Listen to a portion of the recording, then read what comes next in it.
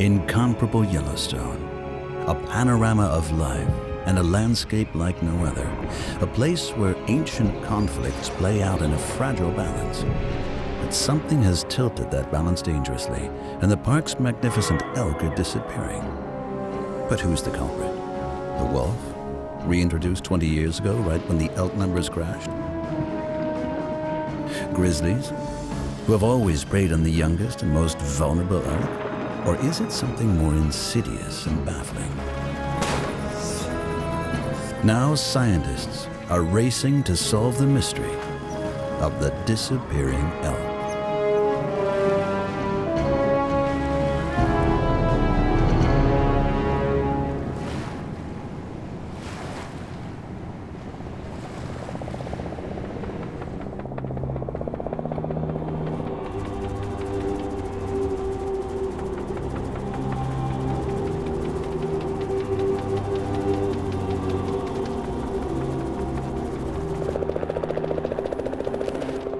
The search for suspects in this mystery of the disappearing elk begins with the victims themselves.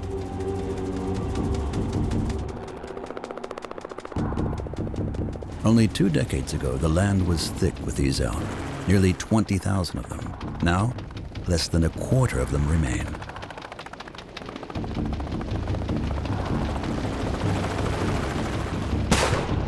Wildlife biologists need to monitor the herd's every move and the health of its members, and a roundup by helicopter is the quickest way to capture critical informants.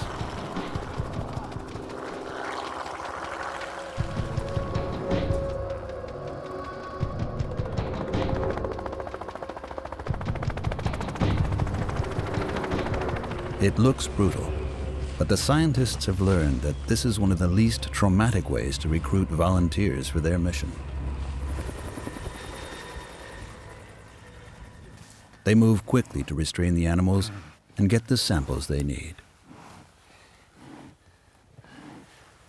Biologist Arthur Middleton has spent the last few years wrestling with a strange and unnerving elk decline.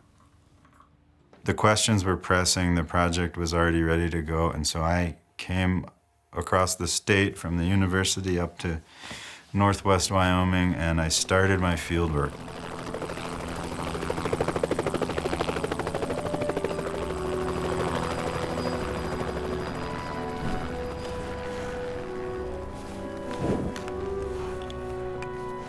After making sure the elk cow is safely restrained, he takes blood samples that will be checked for signs of disease, starvation, stress, and pregnancy.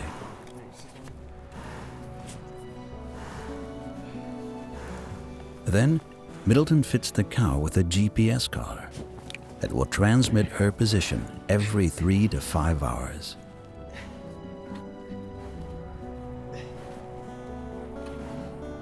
The team aims to get every animal captured and released in less than 8 minutes and without any sedation.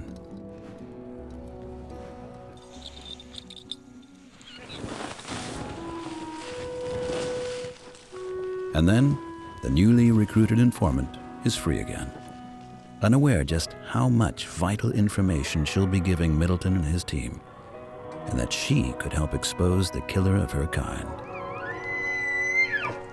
There are many potential culprits in the decline of the herd, but the first one on everyone's mind is the wolf. Long missing from the greater Yellowstone ecosystem, the wolf arrived back on the scene right when the elk numbers began to crash. Too much of a coincidence in the minds of many, but pinning the crime on the return of the park's top dog requires proof. Wolves, once considered dangerous vermin, were systematically exterminated from the time the park was founded in 1872. By the 1920s, they were gone, and the park could be turned into a playground for tourists. You've just entered Yellowstone National Park. You're 1.5 miles above sea level, and the air is clear and invigorating. All around us is the evidence of the park's volcanic origin. All the flowers and forests and mountains are reserved for you.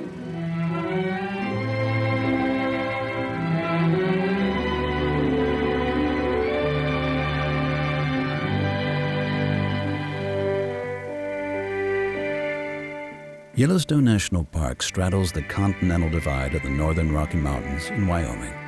It is the heart of the greater Yellowstone ecosystem, an area of almost 30,000 square miles. It looked pristine, but without the wolf, Yellowstone was an ecosystem out of balance. The elk population exploded to unsustainable levels. But in 1995, 70 years after the last wolf had been killed, the park management did something radical. They imported a pack of wolves from Canada and released them into Yellowstone. The wolf had been reintroduced in the mid-1990s, and it was a huge success biologically. Their population numbers grew very rapidly, and they expanded far outside of Yellowstone Park into the surrounding region. But not everyone was thrilled. Hunters who compete with wolves for elk and ranchers who feared for their livestock predicted the wolves would cause a catastrophe. The wolves immediately set about doing what the park biologists had hoped: hunting the overpopulated elk with a vengeance, bringing down elk numbers, but actually improving the health of the herds.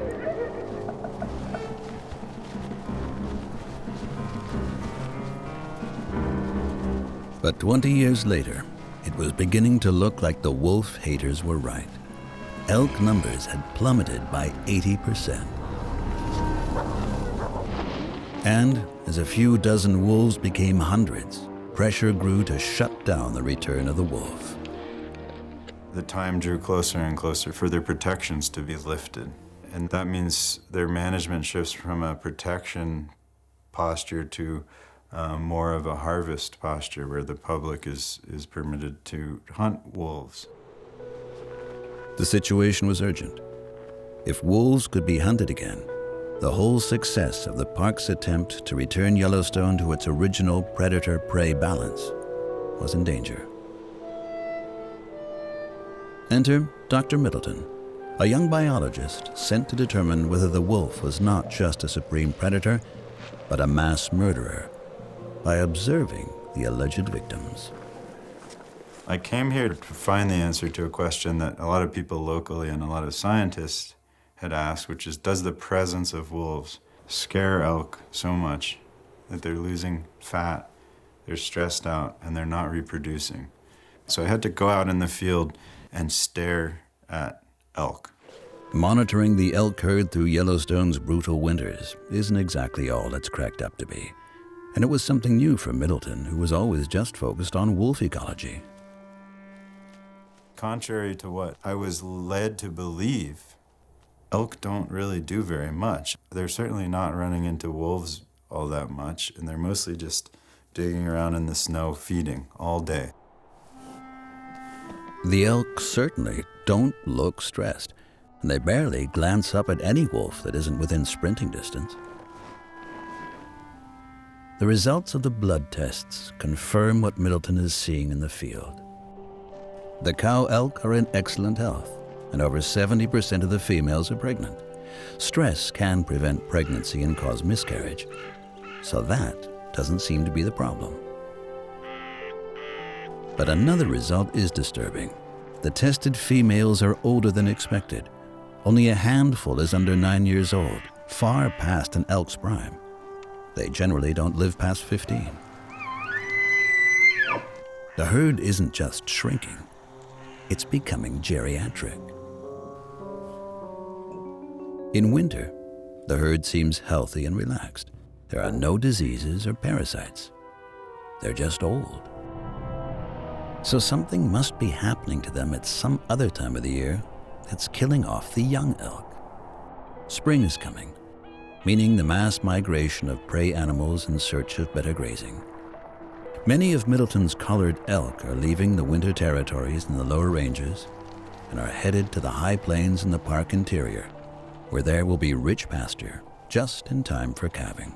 One of the most important things that happens this time of year is the migration of the large herbivores, the elk, the moose, the pronghorn antelope, the mule deer, the bighorn sheep, All those animals, thousands and thousands, tens of thousands of animals are moving to their summer habitat, nearer to the core of Yellowstone. And elk are the dominant migratory animal. The migration routes of the great elk herds are derived from a comprehensive study combining all the GPS data transmitted from the collared elk. The herd in trouble is the red one, moving up from the southeast into the interior around Yellowstone Lake.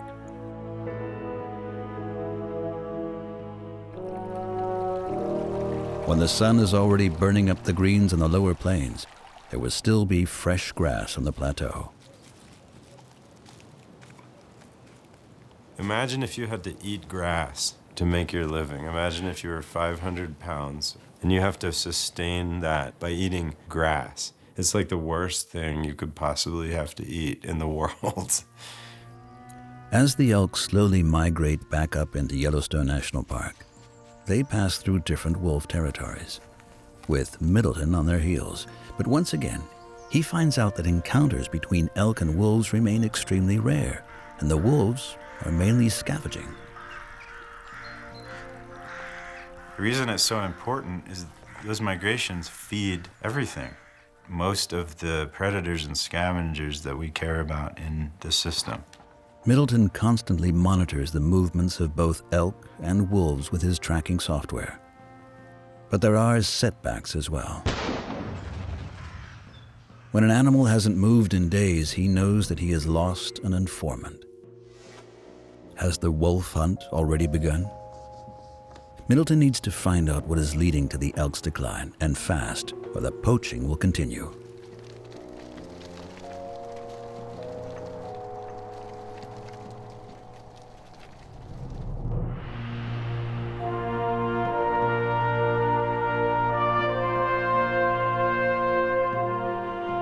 By May, they reach the high plateau in the interior, where new, rich grasses and mild temperatures set the stage for a new season and a new drama. As night falls, the females slip away from the herd and prepare to welcome a slew of newcomers into the world and a whole new set of vulnerabilities.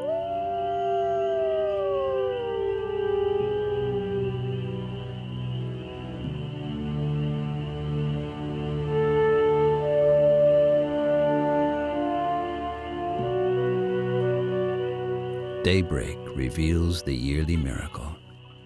Overnight, Yellowstone country has become a massive nursery.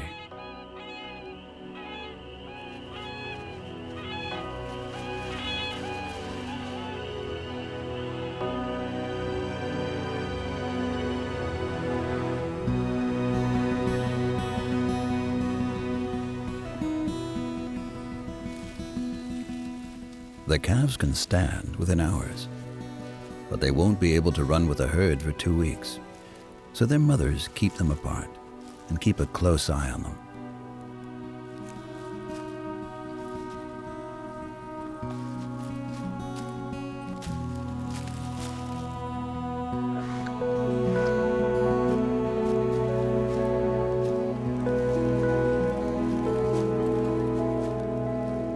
The sheer number of elk calves, almost all in good health, clearly shows that the elk pregnancies have not been affected by the presence of wolves. The predators sense a new opportunity.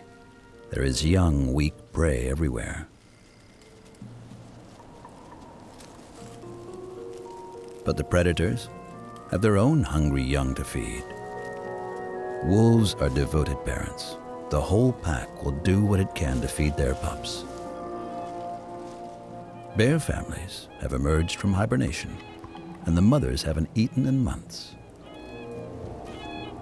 Even scavengers will turn into hunters when spring calves are everywhere for the picking.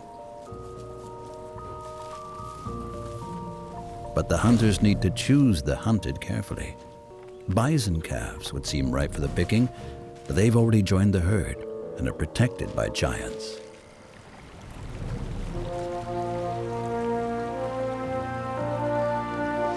Elk calves are smaller and still don't have the protection of the herd.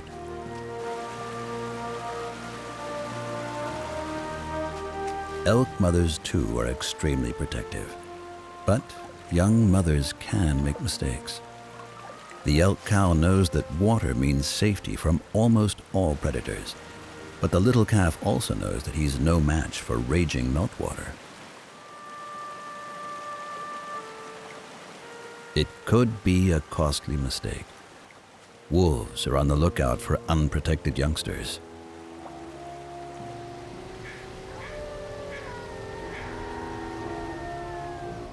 But the mother soon realizes her mistake of leaving her calf without protection. She heads back across the river.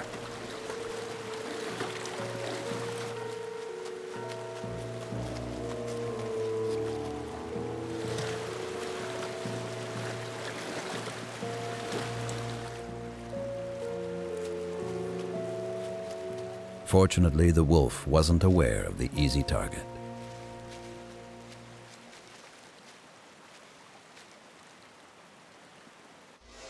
Elk and pronghorn antelope calves have their own effective defense that foils the wolf and other attackers. The newborn calves have almost no scent, and even the keen-nosed canine can't smell them. It's a brilliant defense, allowing the mother to wander and graze while their speckled baby hunkers down and disappears into the landscape. And meanwhile, the cow isn't giving away where her baby is.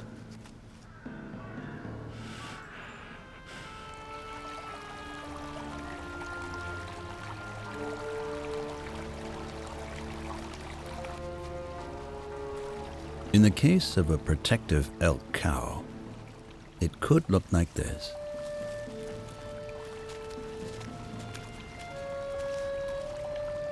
If wolves get too close for comfort, she'll get right in their faces to lead them away from where her calf is hiding.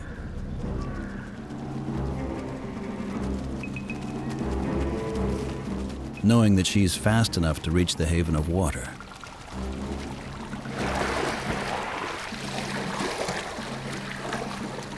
and gutsy enough to keep them at bay. Elk are very sophisticated animals, so even when wolves show up, they can run away, they can stand their ground, they can assess how vulnerable am I. Hey, I'm 5 years old, I'm in top shape. My legs are fine, my health is fine. I don't have anything to worry about.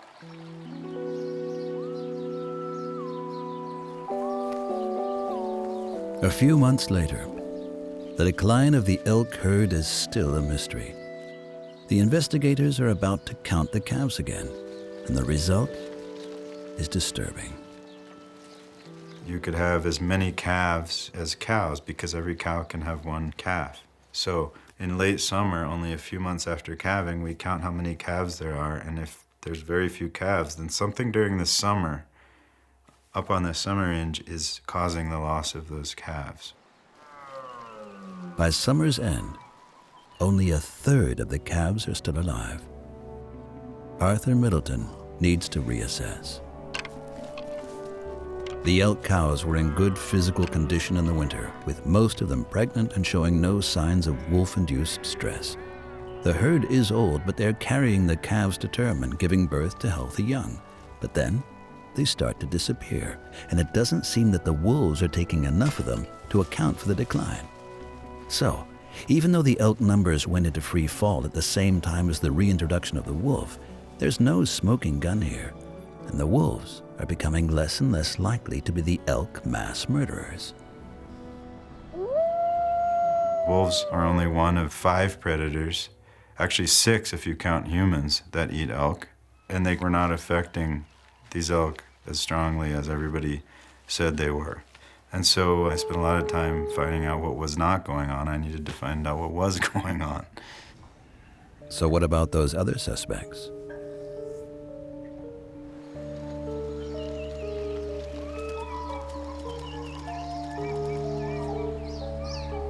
Since hunting within the park boundaries is prohibited, and other predators such as mountain lions and wolverines are rare, bears are prime suspects. And Yellowstone is home to 2 kinds, black and grizzly bears. Is either of these bears to blame for the disappearing elk? Wolves eat some elk, of course they do, but grizzly bears are especially good at finding newborn calves, hunting around like bird dogs on the landscape, finding their scent, catching them, and eating them. And they do it in the first few weeks of the life of an elk calf before it's even up running around. And that's how most elk calves that die from predation die.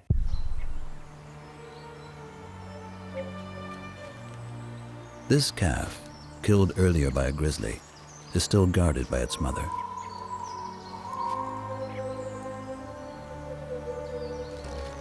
Grizzlies have the keenest sense of smell of all Yellowstone's predators.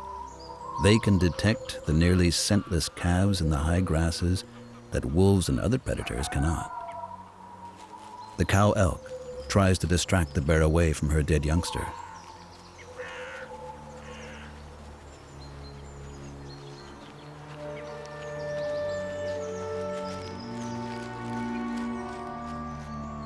But she's helpless before the massive grizzly.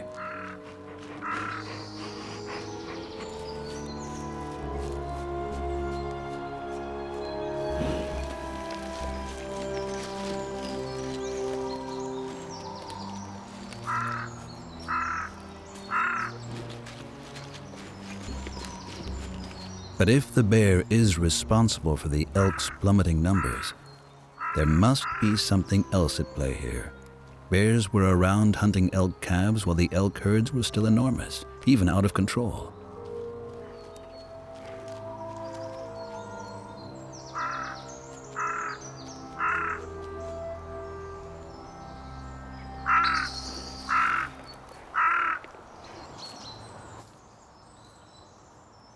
The park management decides it's time to bring in the big guns, bear experts. Frank Van Manneren and his colleagues from the interagency Grizzly Bear Study Team know the bears of Yellowstone country better than anyone else.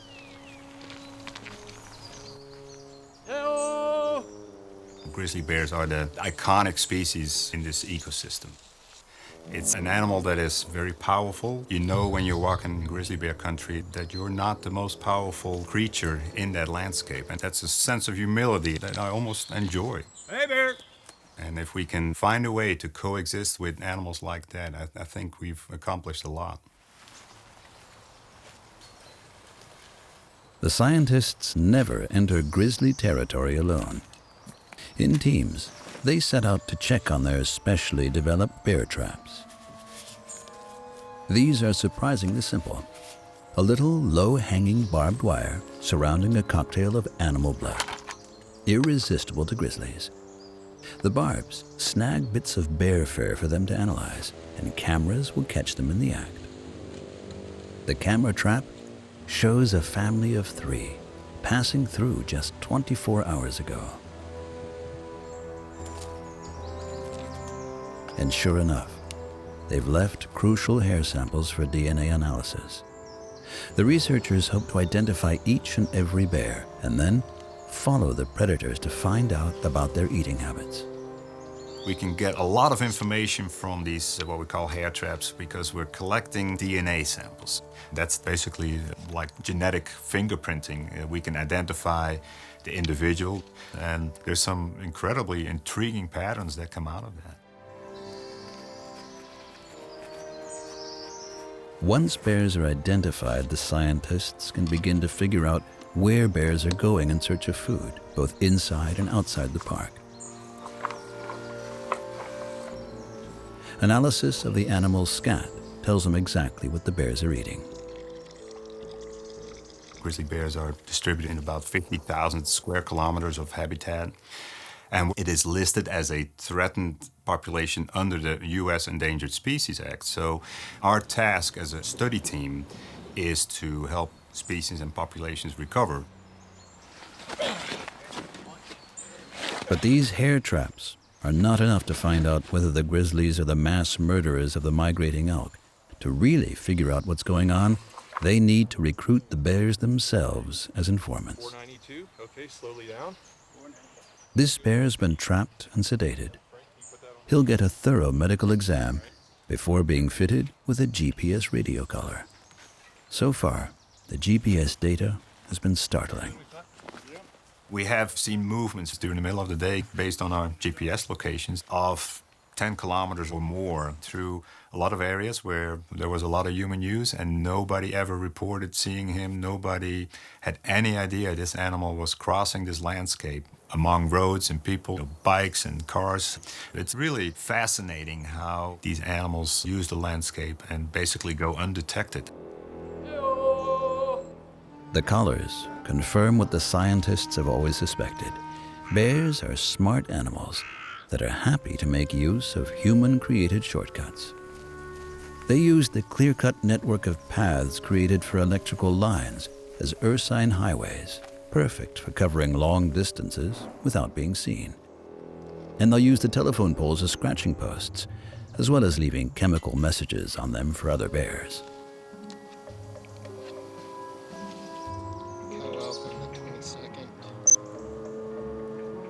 There we go.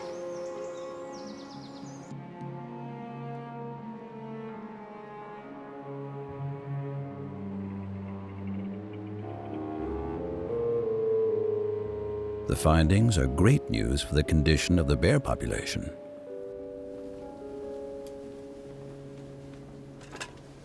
From all our demographic analysis, we've seen that this population increased by between about 4 to 7% annually from 1983 to roughly about 2000. And what we've seen since then is that the population growth has slowed down a little bit, but there's certainly no indication of decline. So we are now looking at a population in much better shape than they were in the 1970s. But is good news for bears the cause of terrible news for the elk? With their numbers growing steadily in the last 30 years, could grizzlies be our killers of young elk calves? Clearly, the hunger of many more grizzlies would have some impact on the survival of the elk, especially the calves. But there's a problem. The most dramatic decline of the migrating elk herd has taken place in the last 10 years, and during that time, the grizzly population has held steady.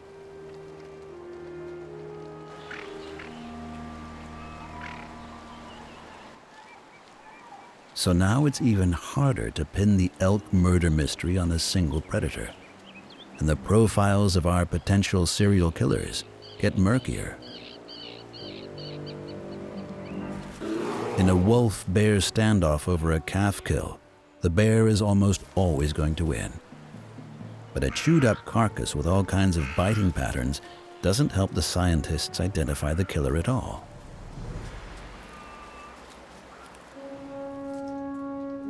And that doesn't necessarily translate into an elk-heavy, all-carnivore diet for the bears.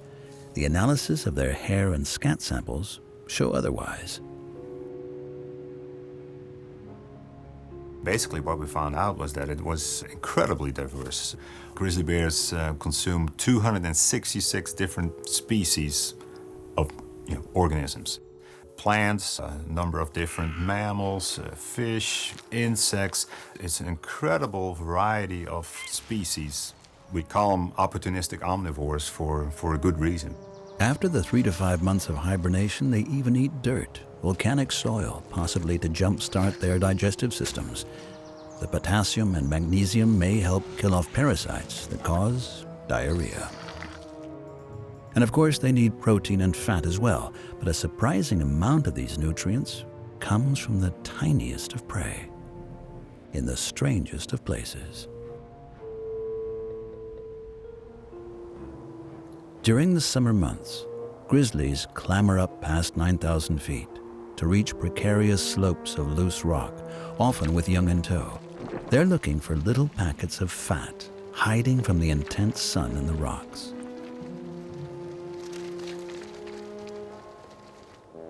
Moths, army cutworm moths, commonly known as miller moths.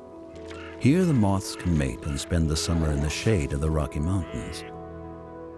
During their stay, the moths fatten up on the nectar of the rich alpine meadows.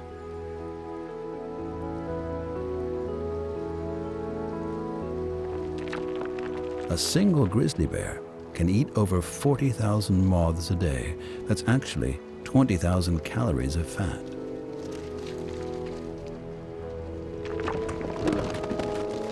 But the loose rock can make this an unnerving feast.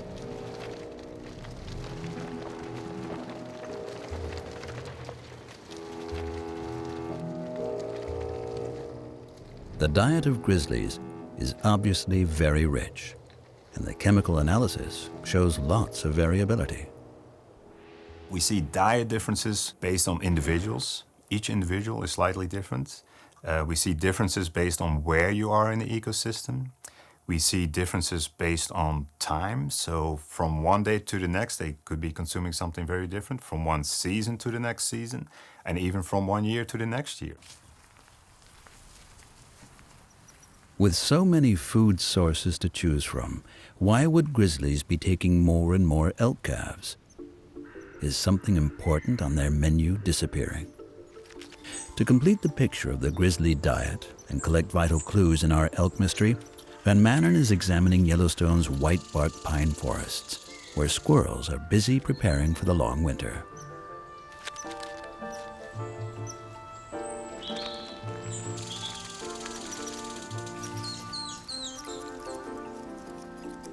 And the smart bears know it. While squirrels eagerly collect the energy-rich seeds of the white bark pines and to bury them as winter food, the grizzlies simply wait and then dig up their burrows to steal the seeds and have a feast themselves.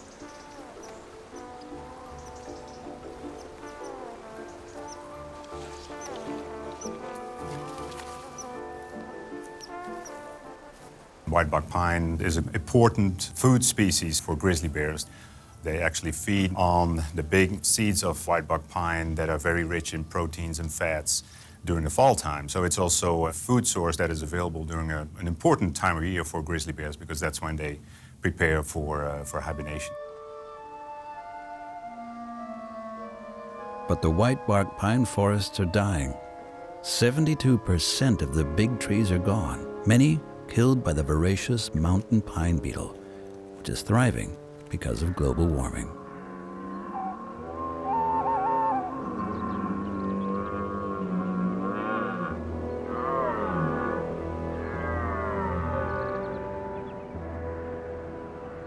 Whitebark pine has experienced a lot of tree mortality due to several different reasons, but we've seen a substantial decline of that tree species within the Greater Yellowstone ecosystem. But pine seeds are important to the bears only in the fall, before hibernation, and not in the spring, when the elk calves are disappearing.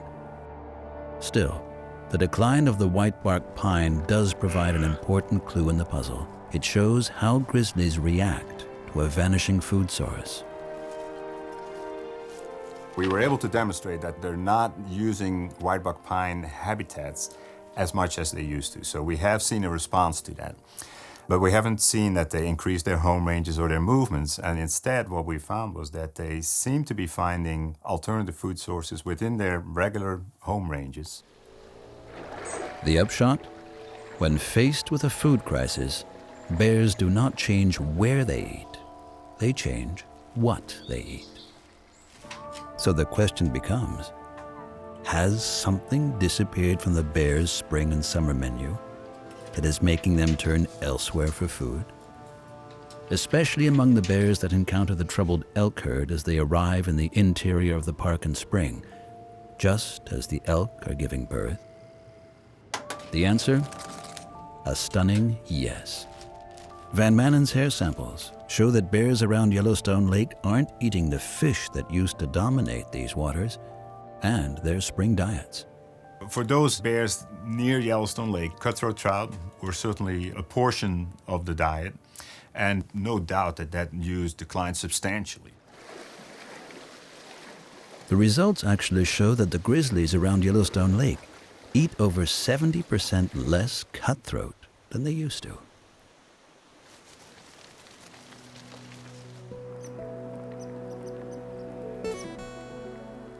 And in the last decade, it has become clear that something has gone terribly wrong in Yellowstone Lake. Robert Gresswell of the U.S. Geological Survey knows the fish of Yellowstone better than anyone, and he's been witness to a true ecological calamity. In the 1960s, there were thousands of people that would show up to fish on Fishing Bridge, and it was dangerous. I remember in 1969 when I worked here, you didn't drive across the bridge with your window down because you might get hooked by somebody casting. Fishing is now forbidden at Fishing Bridge, but even if it weren't, it would be a miracle to catch a cutthroat trout.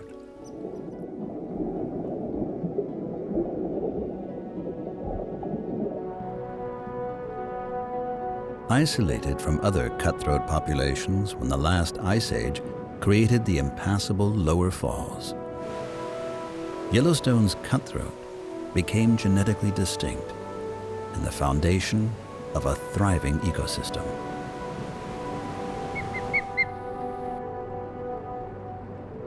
For millennia, millions of Yellowstone cutthroat have migrated up the lake tributaries to spawn in late spring. As members of the salmon family, they live and reproduce in shallow waters, which make them easy targets, not only for hungry bears.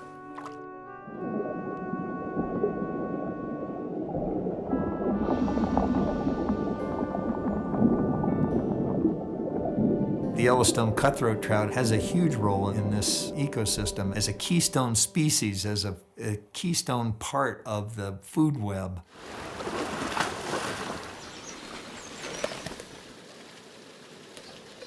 There are numerous, one estimate, 42 animals that at some point in their life may feed on Yellowstone cutthroat trout. Spawning time is in late May and early June, perfect for the famished grizzlies returning from hibernation to get some protein.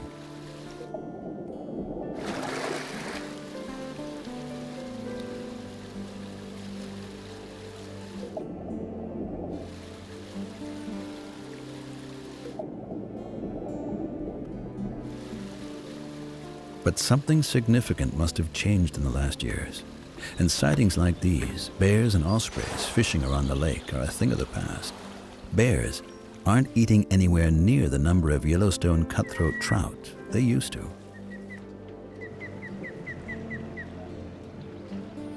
Wildlife biologist Todd Kuhl from the National Park Service has been monitoring the native cutthroat trout for years.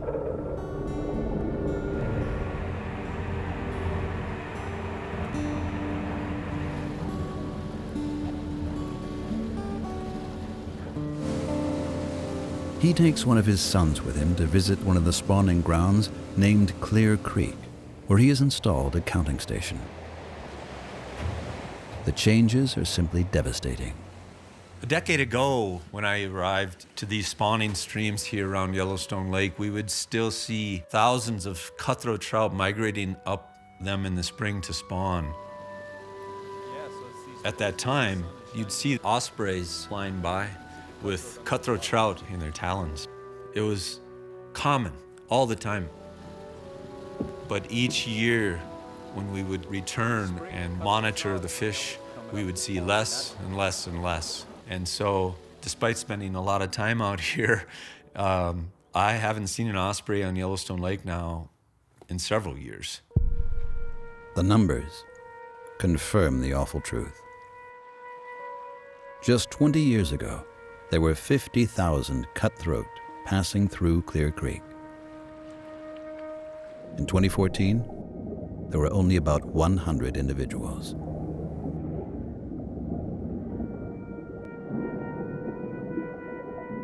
And 20 years ago, Robert Gresswell saw it coming. In 1994, one of the rangers came up and he had a lake trout in his hands. And he said, "This lake trout was just brought to me by some anglers in Yellowstone Lake." And I felt like somebody had just punched me in the stomach. Lake trout are a non-native to Yellowstone Lake, and they're a very predatory species. They're sort of like wolves on the landscape, but in a place in the water where they're not supposed to be. The invading American lake trout is huge, much bigger than the native cutthroat, and insatiable. A single lake trout can eat more than 40 cutthroat a year, and now they've brought the Yellowstone cutthroat population to the brink of extinction. In other lakes where lake trout have been introduced, the native species can be extirpated completely, become extinct.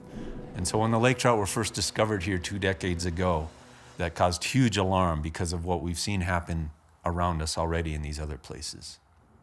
But how does this fit into the mystery?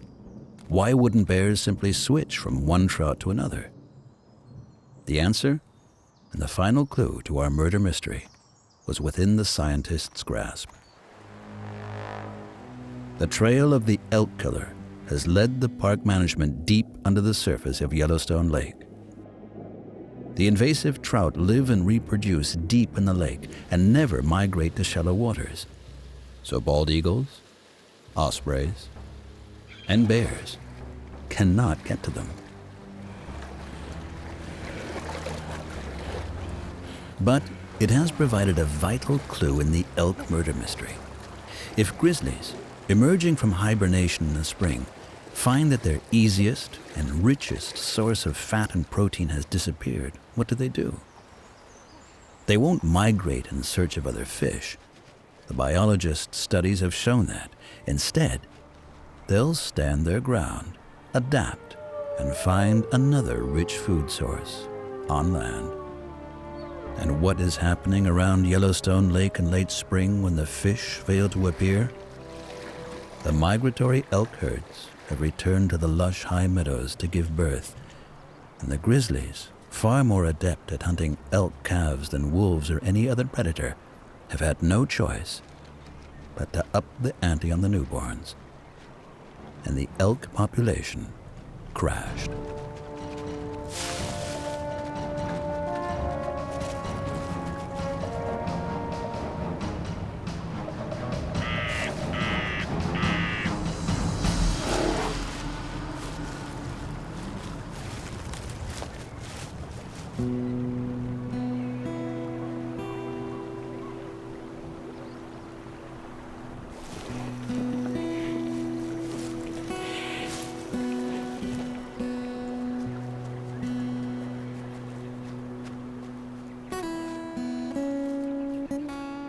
And so it appears that the lowly lake trout, not the great bears and wolves, are our serial killers. The park management has been removing the invasive killers ever since.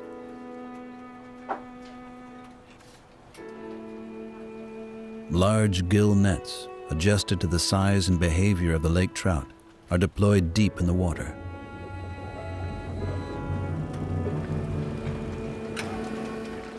The large mesh let the smaller cutthroat trout pass through unharmed.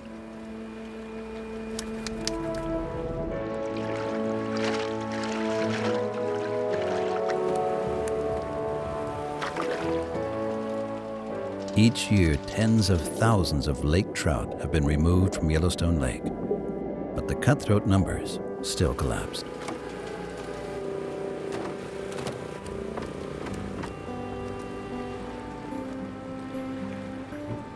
In 2007, a science panel convened, hoping to avert disaster.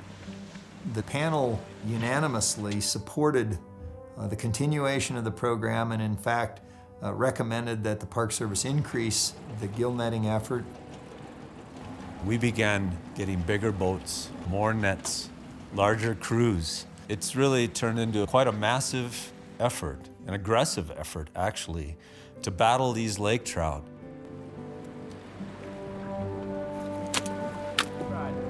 The scientists needed to find out where the lake trout were coming from.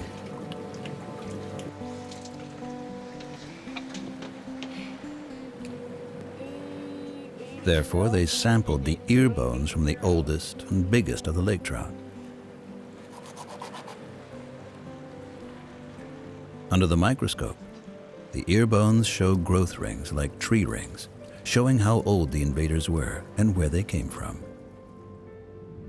What they found was that the chemical signature actually changed, and the oldest part was similar to Lewis Lake. So these fish were actually born and lived their early life in Lewis Lake, and then apparently were moved at some point in time into Yellowstone Lake. Because no rivers connect Yellowstone Lake to Lewis Lake, the invasive trout couldn't have gotten there on their own.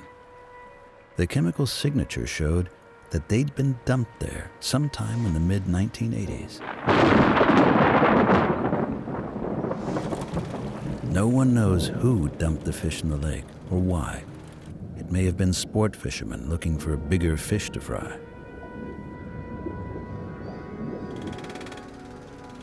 Ironically, though, the guilt reaches further back, to when the U.S. Fish Commission first brought lake trout into Lewis Lake more than a century ago. The Fish Commission saw it as an opportunity to begin stocking. At the time, they called it planting of fishes in these fishless waters. In this way is how lake trout were introduced to Yellowstone National Park. So far, more than 1 million of the invading trout have been netted and killed. For decades, it has seemed a losing battle. The cutthroat were decimated. With time running out and the whole ecosystem at risk, and species declining that do not directly rely on fish, biologists need a more audacious plan.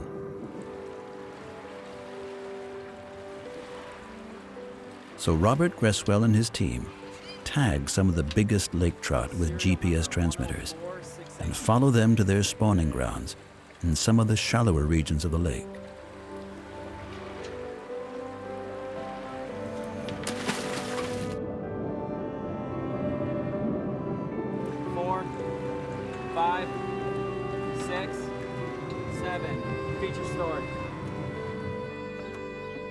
As we identify where these lake trout are spawning in Yellowstone Lake, then we can focus on those spawners during that period of time. After 1 year of tracking, the researcher finally hone in on a major spawning ground in the waters off Carrington Island.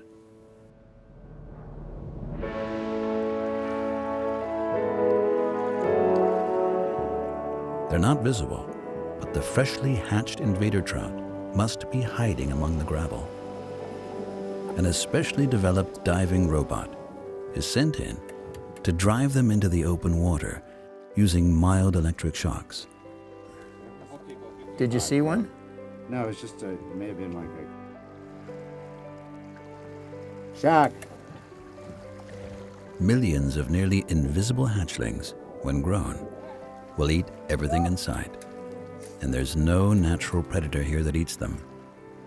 This is all really important research because all the information we have now comes from the Great Lakes, and there are many more egg and larval fish predators in the system, and every indication we have is that one of the reasons why we underestimated so greatly the potential for the lake trout to affect the cutthroat trout is that we just had no idea how fast that population would expand, because survival of young seems to be much, much higher in Yellowstone Lake because there are no other predators. Now they've found the spawning ground, it's time to bring in the heavy artillery. Electric pulses kill the fry before they grow large enough to eat their way through to their native cutthroat cousins. I have nothing against lake trout. It's unfortunate they've been introduced into this system and essentially turned it upside down.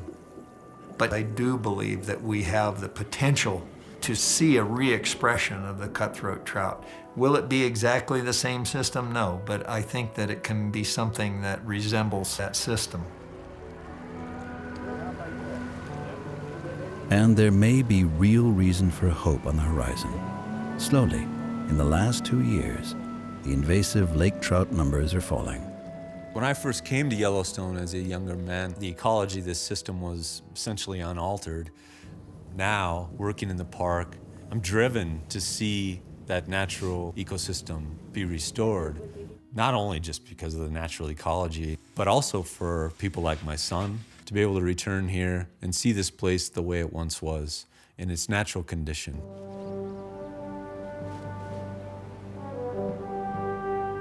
This year, for the first time, elk numbers are up significantly. Still nowhere near the populations of 20 years ago, but the herd is growing. And with the lake trout numbers declining as well, the cutthroat will return to the many tributaries to spawn.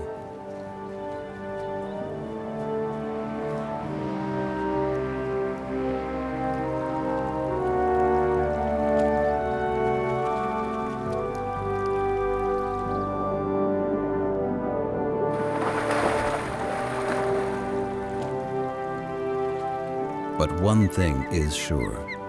No single predator is more guilty in this curious case than humans.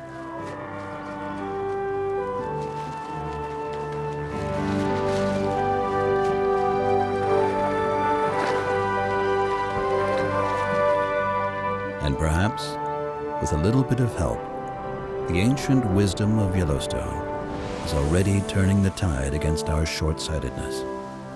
And the world's first national park will return to its primal rhythms once again.